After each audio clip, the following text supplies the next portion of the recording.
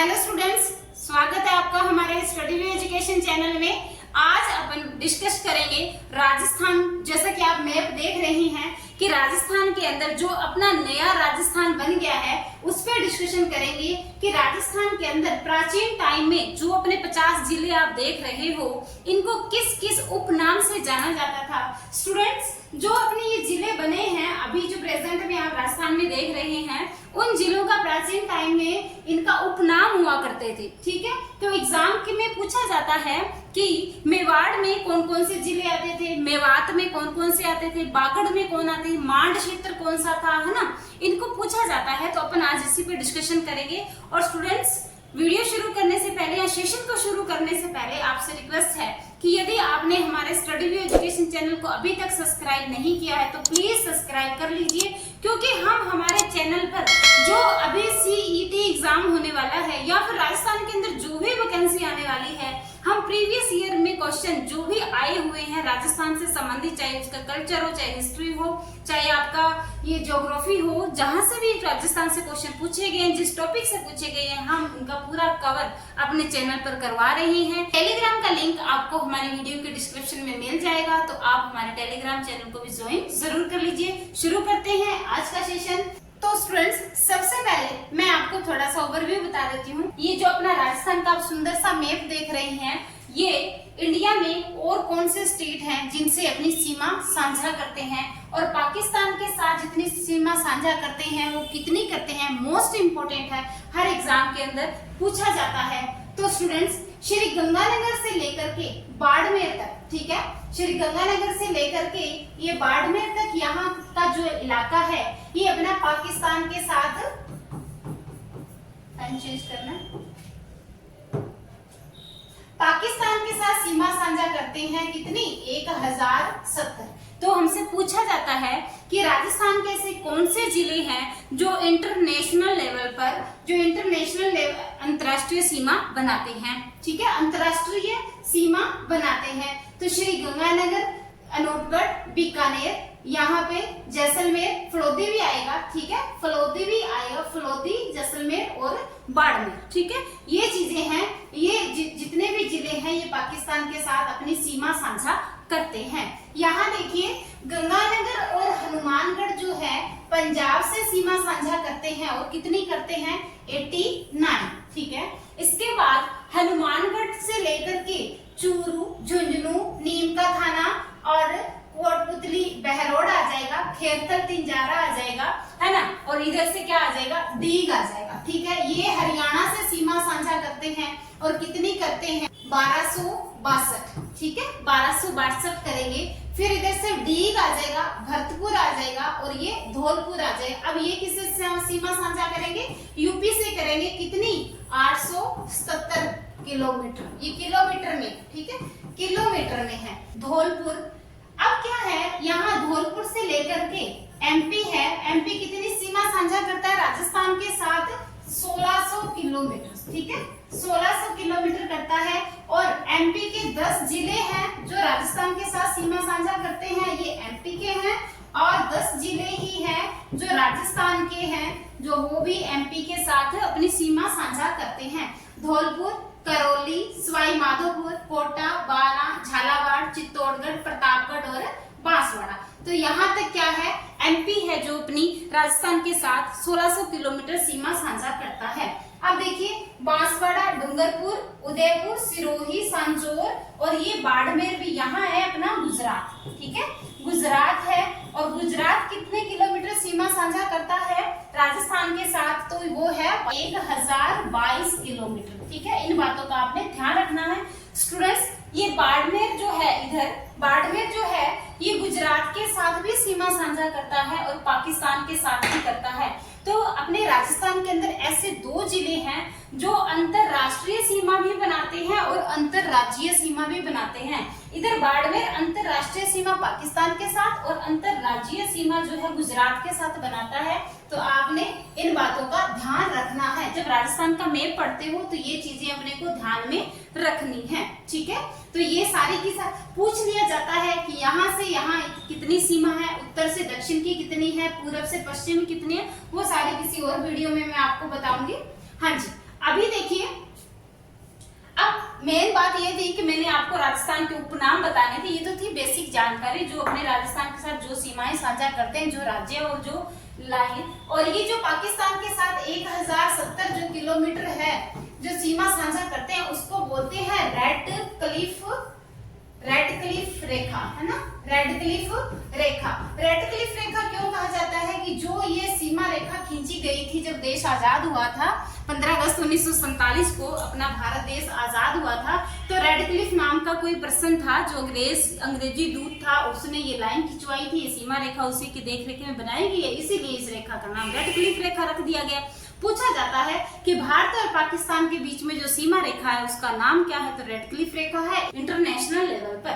ठीक है, तो स्टूडेंट्स अब देख लेते हैं उपनाम क्या क्या है। श्री गंगानगर और हनुमानगढ़ को किस उपनाम से जाना जाता है? इनको जाना जाता है योद्धेय प्रदेश के नाम से। कौन से प्रदेश के नाम से? योद्धेय प्रदेश के नाम से। ठीक है, योद्धेय प्रदेश के नाम से। स्टूडेंट्स, चूरू, झुंझुनू, नीम का थाना और सीकर इनको जाना जाता है शेखावाटी के नाम से। ठीक है, शेखावाटी के नाम से, शेखावाटी प्रदेश। ठीक है, शेखावाटी प्रदेश। और यहाँ पर कांतली और मेंथा नदी, सीकर से कांतली और मेंथा नदी बहती है, इसीलिए इसी को यहाँ पे क्या कह देते हैं? तोरावाटी, तोरावाटी प्रदेश भी कह देते हैं।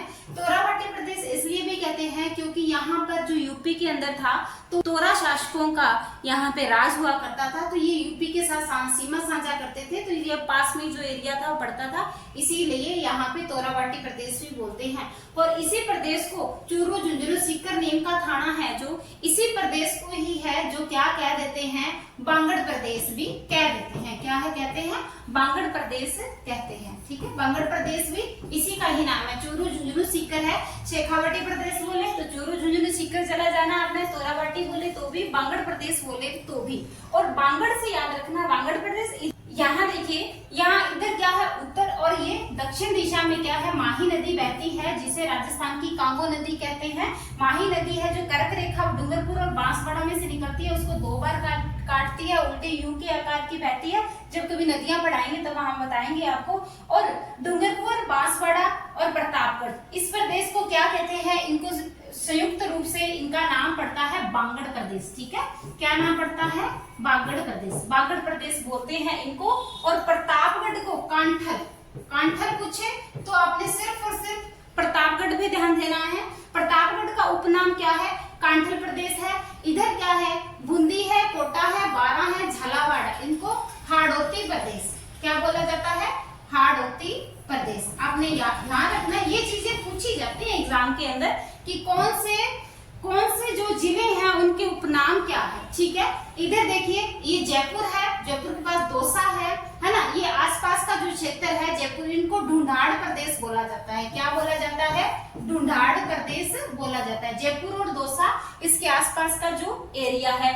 यहाँ देखिए, अलवर है, डीग है, भरतपुर है। अलवर, डीग और भरतपुर, इनको क्या बोला जाता है? अलवर, डीग, भरतपुर, मेवात क्षेत्र बोला जाता है। कौन सा क्षेत्र? मेवात क्षेत्र बोला जाता है। तो स्टूडेंट्स, कुछ ज्यादा घुच हो गई है, मैं एक बार इसको क्लीन करती हूँ। मैं जो आप बोल रही हूँ वो आप सीधा सीधा कॉपी में लिख भी सकते हैं कि डीग है, अलवर है और ये भरतपुर है, इनको मेवात क्षेत्र बोलते हैं। यहाँ मेवात नस्ल की, जो मेवाती नस्ल की गाय है वो पाई जाती है।